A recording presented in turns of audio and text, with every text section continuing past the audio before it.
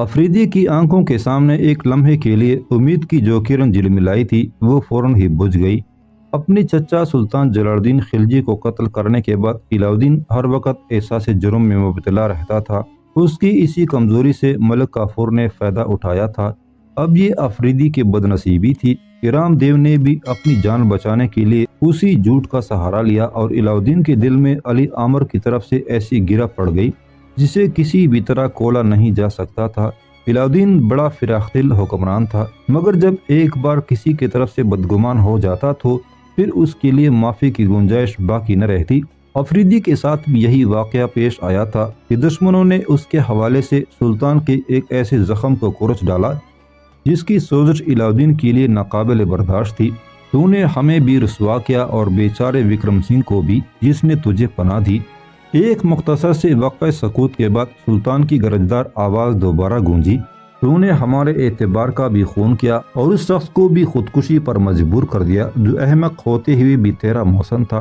साहिब वाला, मैं एक बार फिर इल्तिजा करता हूँ कि इस नाजुक बातों को सरेआम न छेड़ा जाए। अफरीदी ने दर्द भरे लहजे में कहा, गुलाम की इज्जत तो खाक में मिल चुकी, मगर मैं इस अजीम फातेह के दामन जलाल को गुबार आलूद देखना नहीं चाहता, जिसकी मंजिल हिंदुस्तान की सरहदों से बहुत आगे है। लोग तो ये चाहते हैं कि मेरा शाह अपने जाननिसारों से बदगुमान होकर वसवसों के जाल में उलझता चला जाए और दुनिया की तस्खीर का ख्वाब अपनी ताबीर से पहले ही आंखों में दम तोड़ दे। क्या तू समझता है कि हमारी फतूहात तुझ जैसे नाशुक्र गुजार गुलामों की मोहताज हैं? अलाउद्दीन का गुस्सा अपने अरूज को पहुंच चुका था और अब मुस्बत दलाइल भी मनफी शक्ल अख्तियार करते जा रहे थे।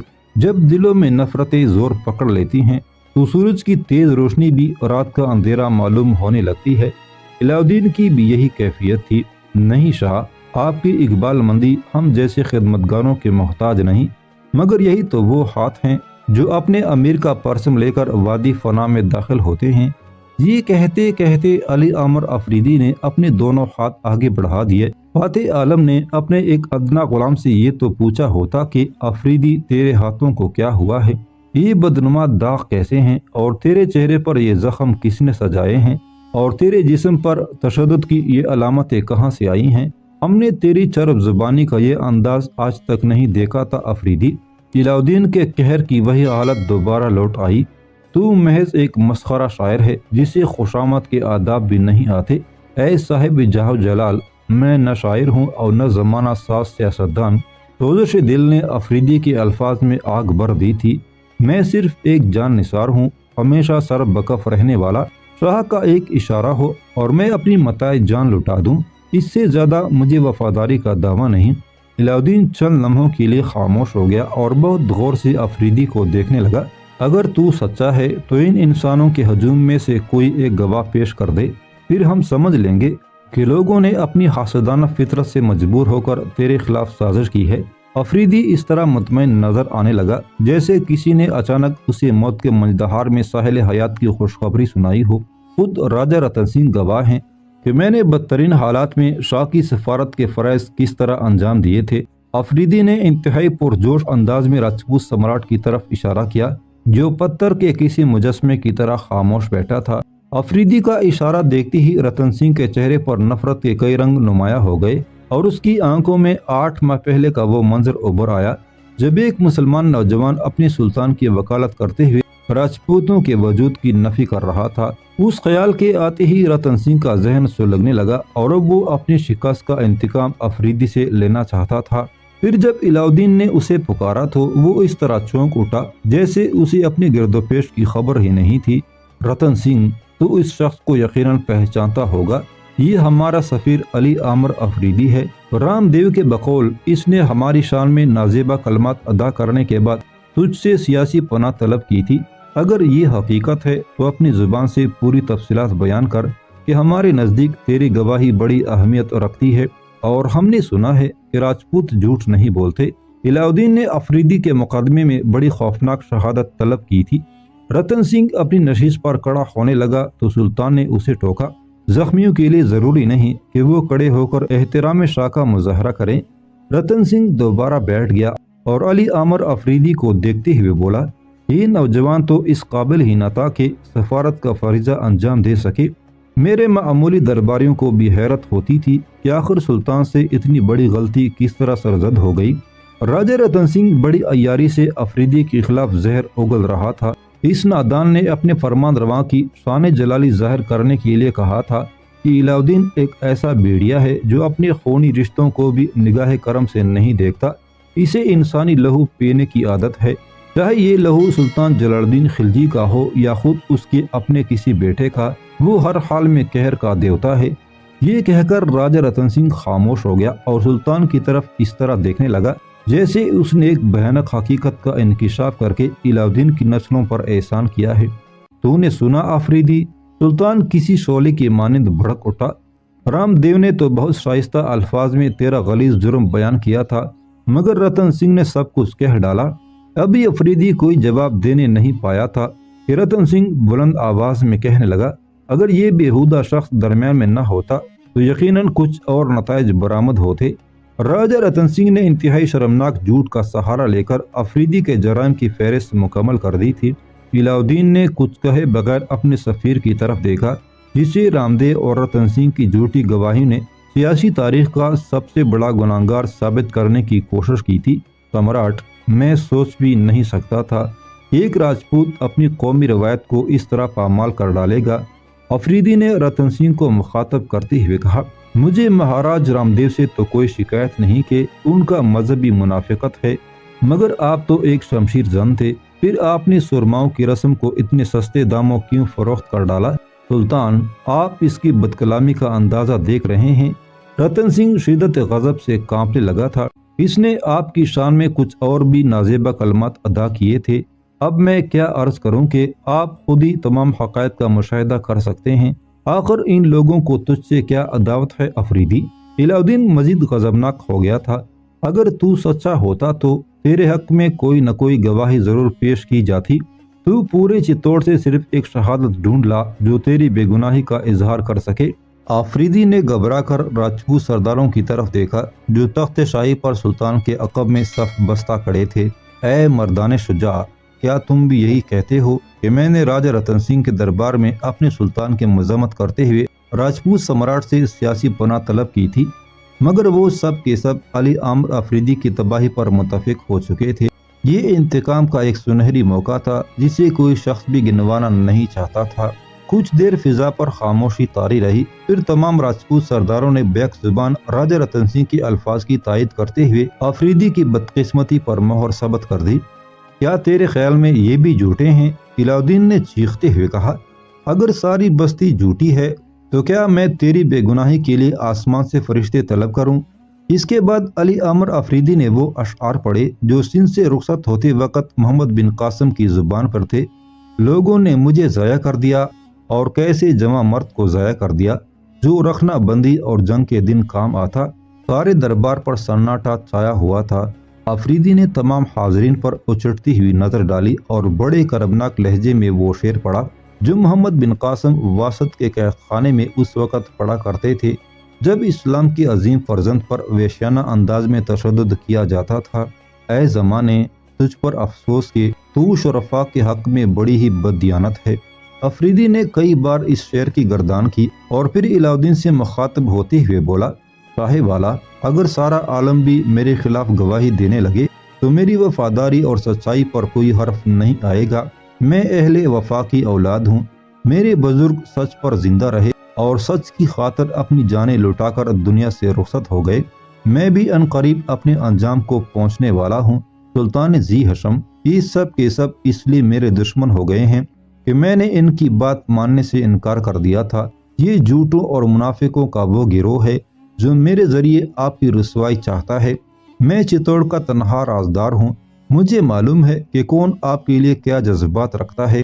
یہ مجھے مردہ سمجھ کر مطمئن ہو گئے تھے کہ شاہ والا کی سماعت تک ان کے غلیظ کلمات پہنچانے والا اب زندہ نہیں رہا، لیکن جب میں واپس لوٹ آیا تو یہ خوفزدہ نظر آنے لگے۔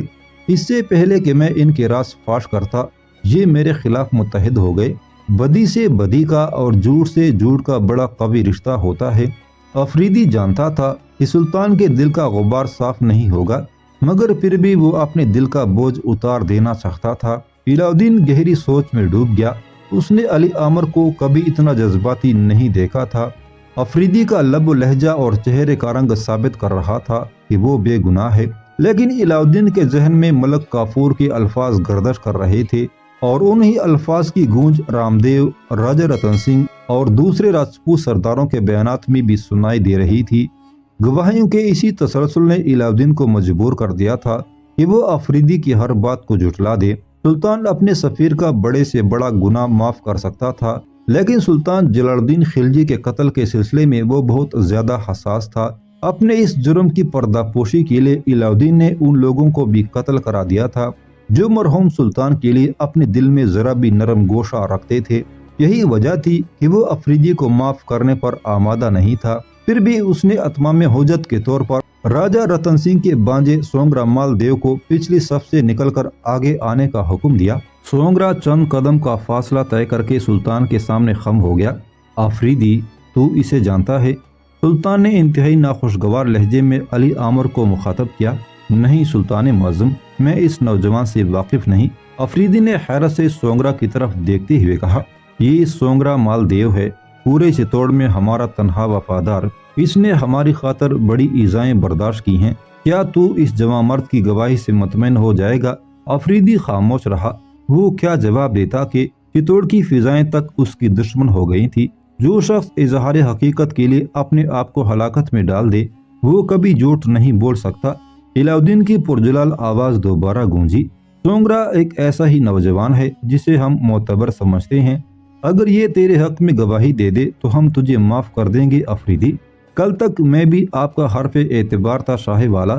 علی عامر کے ہونٹوں سے آہ سرد نکلی۔ علاؤدین نے افریدی کی شکایت کو نظر انداز کر دیا اور سونگرا کی جانب سوالیہ نظروں سے دیکھنے لگا۔ سونگرا بڑی عجیب کشمکش میں مبتلا تھا۔ اس نے اداس نظروں سے نرملا کماری کی طرف دیکھا جس کے حسن تابناک کو گردش روز شب نے بجھا کر رکھ دیا تھا۔ سونگرا کے دل میں جذبات کی ایک تیز لہر اٹھی اور پھر اس کے ہوش و حواس پر چاتی چلی گئی۔ سونگرا نرملا سے محبت کرتا تھا، لیکن نرملا اس حقیقت سے بے خبر تھی۔ ایک راجپوت زادہ اس کا خاموش پرستار ہے۔ سونگرا نے کئی بار کوشش کی تھی کہ وہ اپنی بے چین تمناؤں کا اظہار کر سکے، مگر نرملا کی شاہانہ بے نیازی اور غیر معمولی سنجیدگی نے اسے لب کشائی کا موقع نہیں دیا۔ سونگرا کسی مناسب وقت کے انتظار میں تھا کہ افریدی کی آمد نے سب کچھ بدل ڈالا۔ وکرم سنگھ کو قتل کر دیا گیا، مگر سونگرا یہ نہیں سمجھتا تھا کہ وکرم سنگھ کے ساتھ اس کی محبت بھی ایک اندوناک حادثے کا شکار ہو جائے گی۔ پھر آج جب ایک طویل عرصے کے بعد سونگرا نے نرملا کو افریدی کے ساتھ دیکھا تو یہ راز فاش ہو گیا کہ اس کی محبوبہ کسی غیر کے دامن سے وابستہ ہو چکی ہے۔ سونگرا کے ذہن میں آندیاں سی چل رہی تھی اور دل کی دنیا زیر و زبر ہو کر رہ گئی تھی۔ آخر سونگرا کے ہونٹوں کو جنبش ہوئی اور اس نے علی عامر افریدی کے خلاف شہادت پیش کر دی۔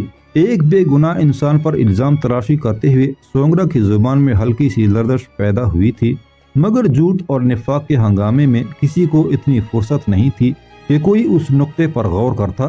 بد نصیب افریدی، اپنی قسمت پر ماتم کر کہ یہ آخری گواہ بھی تیرے کام نہیں آیا۔ علاؤدین کی پرہیبت آواز گونجی، کیا اب بھی تو منکر ہے کہ تجھ سے یہ گناہ عظیم سرزد نہیں ہوا؟ ہاں سلطان، سردار افریدی ان تمام الزاموں سے بری ہے جو ان پر انتہائی بے شرمی کے ساتھ لگائے گئے ہیں۔ ابھی علاؤدین کے قہرناک لہجے کی گونج باقی تھی کہ نرملا نے چند قدم آگے بڑھ کر بلند آواز میں کہا، سونگرا مال دیو پر شہادت کا سلسلہ ختم نہیں ہوا، آخری گواہ تو میں خود ہوں، نرملا کماری، مہا منتری وکرم سنگھ چوہان کی بیٹی۔ فضا ایک بار پھر ساکت ہو گئی۔ علاؤدین نے حیرت سے اس خوبصورت دوشیزہ کو دیکھا جس پر جلال شاہی اثر انداز نہیں ہو سکا تھا۔ راجہ رتن سنگھ بے چینی سے اپنی نشست پر پہلو بدلنے لگا اور عقبی صف میں کڑے ہوئے رام دیو کے چہرے پر زردی پھیلنے لگی۔ اے میری چچا زاد بہن کے شوہر سمراٹ رتن سنگھ اور اے راجپوت قوم کے معزز سرداروں، مجھے یہ کہتے ہوئے شرم آتی ہے کہ دھرتی کی کوکھ سے اتنے بے ضمیر انسان آج تک پیدا نہیں ہوئے۔ تم نے بزرگوں کی رسموں کو اپنے پیروں تلے رون ڈالا اور ان کے روشن چہروں پر کبھی نہ مٹنے والی کالک مل دی۔ ابھی نرملا کماری کی بات ختم نہیں ہوئی تھی کہ رام دیو بدحواس ہو کر پچھلی قطار سے نکلا اور سلطان کے سامنے آ کر گڑ گڑانے لگا، فاتح عالم، یہی ہے وکرم سنگھ کی آوارہ بیٹی نرملا کماری جو شاہی سفیر کے ساتھ فرار ہو گئی تھی اور جس کے شرمناک فعل نے ایک غیرت مند باپ کو خودکشی پر مجبور کر دیا تھا۔ تو جھوٹ بولتا ہے رام دیو، میرے باپ نے خودکشی نہیں کی، انہیں قبول اسلام کے جرم میں رتن سنگھ نے قتل کیا ہے۔ نرملا نے جوش جذبات میں اس حقیقت کو فراموش کر دیا تھا کہ وہ علاؤ الدین جیسے باجبروت شہنشاہ کے سامنے حاضر ہے، اور جہاں اونچی زبان میں بولنا ایک سنگین جرم سمجھا جاتا ہے۔ راجپوت سمراٹ گھبرا کر کھڑا ہو گیا۔ سلطان، یہ لڑکی اپنے باپ کی موت کے صدمے سے پاگل ہو گئی ہے، کون ذی ہوش اس کی باتوں پر یقین کرے گا؟ یہ وکرم سنگھ نے مرنے سے پہلے اپنا مذہب بدل ڈالا تھا، میں اپنے مرحوم باپ کی ایمان پر گواہی دوں گی۔ وکرم سنگھ کی موت کا یقین آ جانے کے بعد نرملا کماری سوگوار ہو گئی تھی اور اس کے لہجے سے دل کا درد جھلکنے لگا تھا۔ سردار آفریدی بتائیں گے کہ ان کی موجودگی میں مہامنتری نے خدا کی وحدانیت کا اقرار کیا تھا اور پیغمبر اسلام کی رسالت پر گواہی دی تھی۔ میرے باپ کا یہی جرم تھا کہ جس کی سزا میں ان سے زندگی چھین لی گئی۔ علاؤ الدین شدید حیرانی کے عالم میں اس لڑکی کو دیکھ رہا تھا جس کے انکشافات نے صورتحال یکسر بدل ڈالی تھی۔ سلطان، میں انصاف چاہتی ہوں، نرملا نے جذباتی لہجے میں کہا۔ مجھے بتایا گیا ہے کہ اسلام میں جان کا بدلہ جان ہے، اس لیے رتن سنگھ کو میرے حوالے کیا جائے۔ یہ ریاست چتوڑ کا اندرونی معاملہ ہے، ہم اس میں مداخلت نہیں کر سکتے۔ علاؤ الدین واقعات کے پیچ و خم میں الجھ کر رہ گیا تھا۔ یہ ریاست کا اندرونی معاملہ نہیں سلطان، یہ ایک مسلمان کے خون ناحق کا حساب ہے۔ نرملا بہت زیادہ پرجوش ہو گئی تھی۔ مہامنتری کو اس وقت قتل کیا گیا جب وہ ایمان لا چکے تھے۔ علاؤ الدین خاموشی سے اس بے باک لڑکی کی گفتگو سنتا رہا۔ رتن سنگھ کا دامن ایک اور عظیم انسان سنیاسی اننت پال کے خون میں ڈوبا ہوا ہے۔ نرملا کوئی بات پوشیدہ نہیں رکھنا چاہتی تھی۔ سنیاسی اسی طرح ایمان لائے تھے کہ ایک ایک راجپوت ان کی تبدیلی مذہب سے واقف ہے۔ چتوڑ کے تمام باسی جانتے ہیں کہ اس جرم میں اننت پال کی زبان کاٹ دی گئی تھی، اور پھر جب انہیں مرنے کے بعد آگ میں جلایا گیا تو چتوڑ کو سیاہ آندھی نے گھیر لیا تھا۔ وہ عذاب بھی سردار آفریدی کے سبب ٹل گیا کہ سنیاسی نے انہیں اپنا بیٹا بنا لیا تھا۔ اس کی گواہی یہ اچوت بھی دیں گے جو سلطان کے حکم پر جمع ہوئے ہیں۔ علاؤ الدین نے ریاست کے اچوتوں کی طرف دیکھا، مگر راجپوتوں کے خوف سے کسی نے اننت پال کے قتل اور سیاہ آندھی کا اعتراف نہیں کیا۔ لڑکی، تجھے تیرے باپ کی موت نے بدحواس کر دیا ہے، علاؤ الدین نے بیزار لہجے میں کہا۔ اگر تو راجپوتوں کو اپنا دشمن سمجھتی ہے تو پھر یہ اچوت کیوں خاموش ہیں؟ تیرے حق میں کوئی تو گواہی دیتا، کیا میری شہادت کافی نہیں ہے؟ شدت جذبات سے نرملا کی آواز کانپ رہی تھی۔ میں ایک مسلمان لڑکی ہوں جس نے سردار آفریدی کے کردار سے متاثر ہو کر اسلام قبول کیا تھا۔ آفریدی کا کوئی کردار نہیں کہ وہ اپنا اعتبار کھو چکا ہے۔ علاؤ الدین کے ہونٹوں سے نفرت کی وہی آگ برس رہی تھی۔ نرملا سلطان کی اس جارحیت پر احتجاج کرنا چاہتی تھی کہ حضرت امیر خسرو کھڑے ہو گئے اور سلطان سے مخاطب ہو کر بولے، صاحب والا، جب ایک شخص بآواز بلند کلمہ پڑھ لے تو پھر اس کی ایمان پر کسی شہادت کی ضرورت باقی نہیں رہتی۔ امیر خسرو نے نرملا کی حمایت کی۔ وہ آفریدی کو بے قصور سمجھتے تھے، مگر چتوڑ میں آنے والے واقعات سے بے خبر ہونے کے سبب بھرپور وکالت نہ کر سکے۔ موت کے ڈر سے ایمان لانے والا مسلمان نہیں ہوتا خسرو۔ علاؤ الدین کو یہ مداخلت پسند نہیں آئی تھی۔ یہ لڑکی اس وقت ایمان لائی جب ہر طرف کافروں کا ہجوم تھا۔ امیر خسرو نے سلطان کی ناراضگی کے باوجود اسلامی عقیدے کی وضاحت کرتے ہوئے کہا، حالات بتاتے ہیں کہ اس نے موت کے نرغے میں اسلام قبول کیا، پھر موت کا خوف کہاں باقی رہتا ہے؟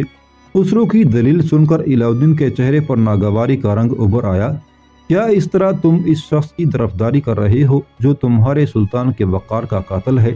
نہیں شاہ والا، میں تو سارے معاملات سے بے خبر ہوں، امیر خسرو نے حقیقت بیان کرتے ہوئے کہا۔ پھر بھی اتنا عرض کروں گا کہ آفریدی کو تنہائی میں ایک موقع فراہم کیا جائے تاکہ وہ اپنے موقف کی وضاحت کر سکیں۔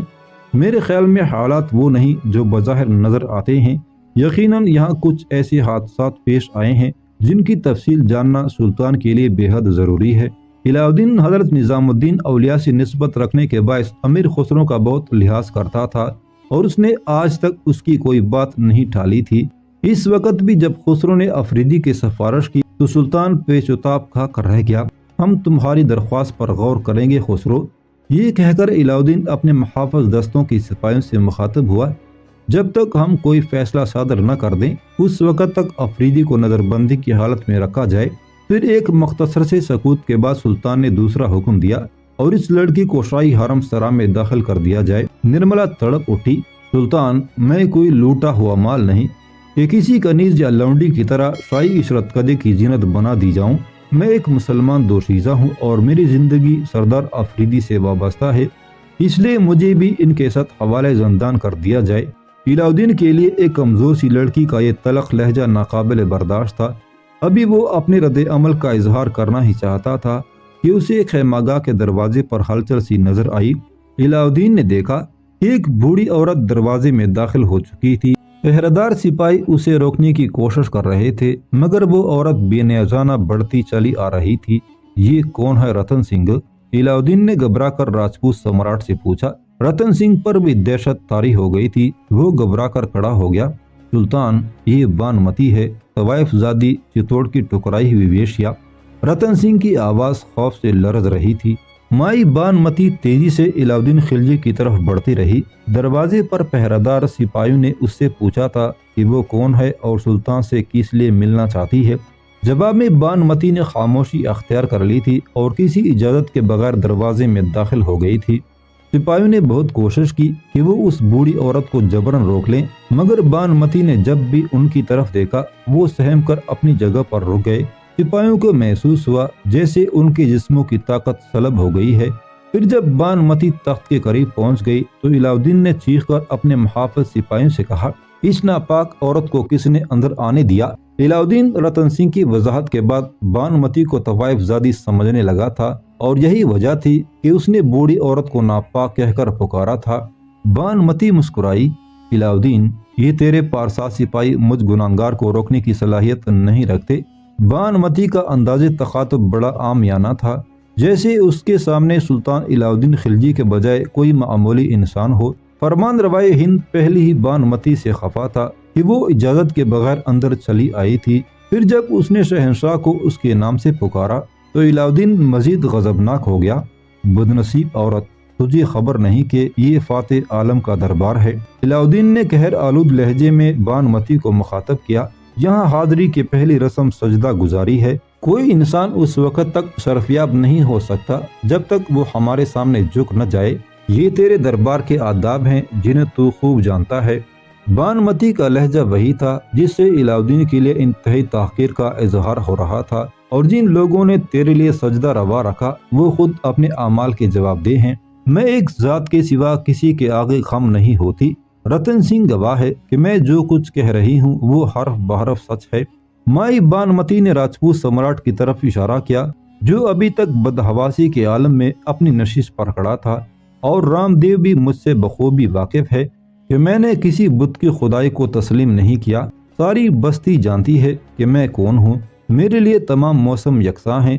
رتن سنگھ راج سنگھاسن پر بیٹھے یا منہ کے بل اوندا گر پڑے، کوئی سمراٹ کا لقب اختیار کر لے یا کوئی شہنشاہیت کے قبا پہن لے، میرے نزدیک سب کے سب بھکاری ہیں۔ یہ زمین راجپوتوں کی ہے نہ ترکوں کی۔ زمین کا مالک جو ازل میں تھا وہی آج بھی ہے۔ تم سارے کے سارے کرایہ دار ہو، دکان والا تو کوئی اور ہے، وہ جب چاہے گا تمہیں اپنے گھر سے نکال باہر کرے گا۔ علاؤدین نے اپنی زندگی میں پہلی بار ایک ایسی عورت کو دیکھا تھا جو آداب شاہی سے قطعاً بے نیاز تھی۔ ہماری سماعت ایسے گستاخانہ لہجے کی عادی نہیں، اور ہماری آنکھیں بے ادبی کے اس منظر کو کبھی برداشت نہیں کر سکتی۔ یہ کہتے کہتے علاؤدین کھڑا ہو گیا تھا۔ حاضرین دیکھ رہے تھے کہ شدت غضب کی وجہ سے علاؤدین کے جسم پر ہلکا ہلکا لرزہ طاری تھا۔ اپنا اور میرا وقت برباد نہ کر علاؤدین، بھائی بانمتی نے اسی جارحانہ انداز میں فرمان روائے ہند کو مخاطب کیا۔ میں تیرے جاہ جلال کا مظاہرہ دیکھنے کے لیے یہاں نہیں آئی ہوں، مجھے بہت سے ضروری کام ہے۔ میں شاید زندگی بھر ظلم کی اس تماشائی کا رخ نہ کرتی، مگر مجھے اپنے بچوں کی خاطر اس جگہ پر آنا پڑا جسے دنیا کا سب سے لعنت زدہ مقام سمجھتی ہوں۔ بانمتی نے دریا کی اس خوفناک دھارے کی طرح شکل اختیار کر لی تھی جو اچانک پتھروں کا بند ٹوٹ جانے سے آزاد ہو گیا ہو۔ جشن فتح میں شریک ہونے والے ایک ایک فرد پر سکوت مرگ طاری تھا۔ ہر شخص حیران و پریشان نظروں سے بانمتی کو دیکھ رہا تھا۔ مقامی آبادی کے جو لوگ بانمتی سے واقف تھے وہ بھی حیرت کی موجوں میں ڈوب گئے تھے کہ آج تک انہوں نے اس بوڑھی عورت کو اتنا برہم نہیں دیکھا تھا، اور سلطان کے مصاحب سپہ سالار اور فوجی جو بانمتی سے نہ آشنا تھے، ان پر تو حیرتوں کے پہاڑ ٹوٹ پڑے تھے۔ شاہ کی وفاداروں نے تو آج تک ایک ہی منظر دیکھا تھا کہ جو بھی علاؤدین کے سامنے آتا زمین بوس ہو جاتا۔ پھر یہ عورت کون تھی جس نے علاؤدین کے جبروت کو چند لمحوں میں کسی بھکاری کی شخصیت سے بھی زیادہ بے اثر بنا دیا تھا؟